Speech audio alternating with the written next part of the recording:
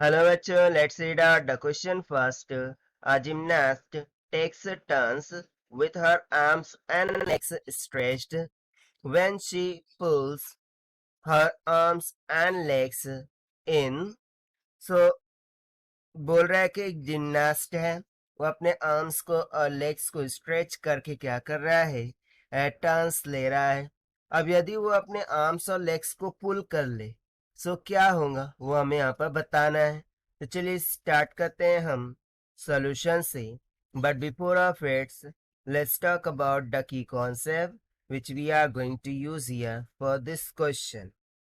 सो basically इसके लिए मैं कॉन्जर्वेशन ऑफ मोमेंटम का ल लगा देंगे। दैट इज, जो मोमेंटम होता है, this is nothing but is equals to constant. That means जो भी इनिशियल मोमेंटम होगा वही फाइनल मोमेंटम होगा।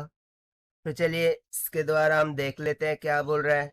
सो लेट सपोज कि ये जिम्नास्ट है, ठीक है, जिम्नास्ट है, ठीक है। वो अपने लेग्स को इस तरीके से स्प्रेड करते हुए और हैंड को भी स्प्रेड करते हुए क्या कर रहा है, रोटेट कर रहा है about it's vertical axis. So let suppose कि वो कुछ एंगुलर वेलोसिटी ओमेगा के साथ क्या कर रहा है, टर्न कर रहा है। अब यदि सेकंड सिचुएशन कुछ ऐसी हो जाए कि वो अपने हैंड्स को इस तरीके से ले ले, ठीक है, स्ट्रेच करने की बजाय वो अपने हैंड्स को चेस्ट की तरफ लेकर आए, ठीक है। सो उस कंडीशन में उसकी रोटेशन पर क्या इफेक्ट पड़ेगा वो हमें यहाँ पर बताना है, ठीक है। सो लेट सपोज कि उस कंडीशन में उसकी एंगुलर वेलोसिटी हो जाएंगी कुछ ओमेगा डैश की इक्वल, ठीक है। सो देखिए सिंपल सा कंसेप्ट है यहाँ पर।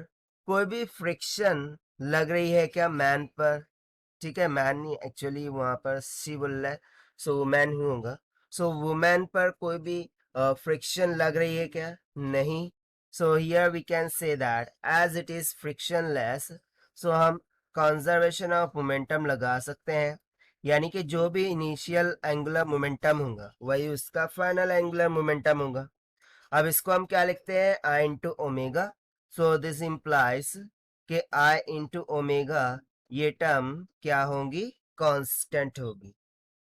अब यदि ये कांस्टेंट है, सो मैं एक रिलेशन फॉर्म कर सकता हूं कि जो ओमेगा है this will be inversely proportional to the moment of inertia, right.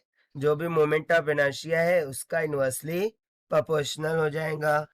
So now see here, so basically जब उसने अपना आर्म्स को स्ट्रेच किए हुए था, सो उस टाइम पर मोमेंट ऑफ इनर्शिया मान लेता हूँ आए, और जब उसने क्या किया, पुल्स कर लिया है, सो उस टाइम पर उसका मोमेंट ऑफ इनर्शिया मान लेते हैं आई एट।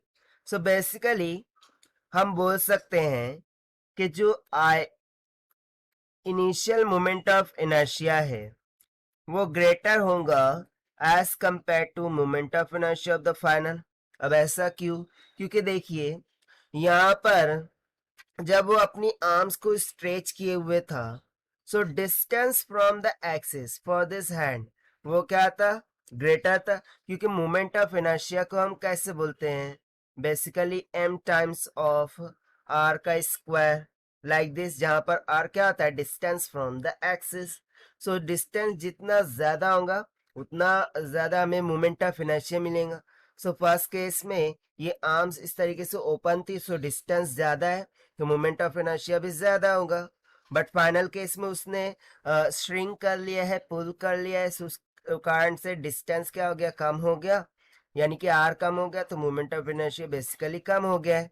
अब यदि इनिशियल मोमेंट ऑफ इनर्शिया यहाँ पर ग्रेटर है, ठीक है, सो उसके रिस्पेक्ट में मैं सिंपली क्या बोल सकता हूँ, जैसा कि ये दोनों इनवर्सली प्रोपोर्शनल में है, so angular velocity for the second case will be greater than to angular velocity of the initial one, right जो फाइनल केस में रोटेशन होगा वो कैसा होगा, ज्यादा होगा as compared to the initial rotation. और यही हो जाता है इसका सिंपल सा कंसेप्चुअल आंसर, जो कि हमने सॉल्व किया है by using the concept of conservation of angular momentum से। Now, according to this, if we try to match with the option, so the angular velocity decreases, decrease हो रही है क्या, नहीं, the moment of inertia decreases, so yes, the moment of inertia decrease हो रहा है, the angular velocity stays constant, नहीं ये तो wrong है, the angular momentum increases, so क्या angular momentum increase कर रहा है, क्योंकि देखिए यहाँ पर एंगुलर मोमेंटम की यदि बात करूँ तो वो तो इंक्रीज करेगा ही नहीं ना, because it is conserved here, right, वो कंजर्व्ड है तो वो तो करेगा ही नहीं। The angular velocity stage constant, ये भी नहीं, सो ओनली ऑप्शन बी यहाँ से क्या हो जाएगा, करेक्ट हो जाएगा, क्योंकि यहाँ पर देखिए जो मोमेंट ऑफ इनर्शिया है वो क्या हो रहा है, डिक्रीज हो रहा है, और वही ये ऑप्शन में बोला है, सो यहाँ से जो ऑप्शन बी है वो करेक्ट हो जाएगा इस क्वेश्चन के लिए। So this is the required solution. I hope you understood well. Best of luck. Thank you.